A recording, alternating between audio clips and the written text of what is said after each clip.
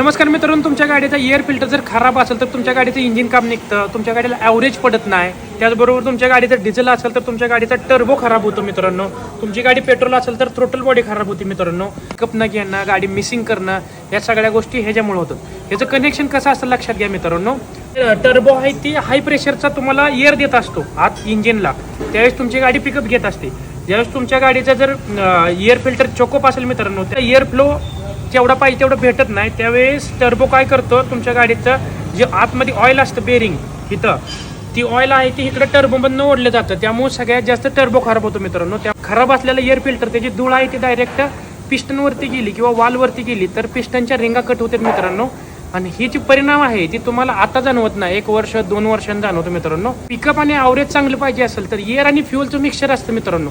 म्हणजे 20% प्रमाणात तुमच्या गाडीमध्ये पेट्रोल जातं, त्यावेळेस 80% प्रमाणात तुमची हवा जात असते मित्रांनो. त्यावेळेस कंप्लीट कंबशन होतं, प्रमाणात पेट्रोल जळलं जातं आणि हवा त्या प्रमाणात तिथं भेटत नाही एअर फिल्टर चोकअप असल्यामुळे. त्यामुळे त्या ठिकाणी तुमची गाडी ॲव्हरेज पकडत नाही किंवा तुमच्या गाडी पिकअप पकडत नाही. प्रत्येक सर्व्हिसला engine oil, oil filter, air filter ह्या 3 गोष्टी कंपल्सरी बदलणं गरजेचं आहे मित्रांनो. आणि डिझेल फिल्टर किंवा पेट्रोल फिल्टर प्रत्येकी 3 सर्व्हिस नंतर बदलणं गरजेचं आहे.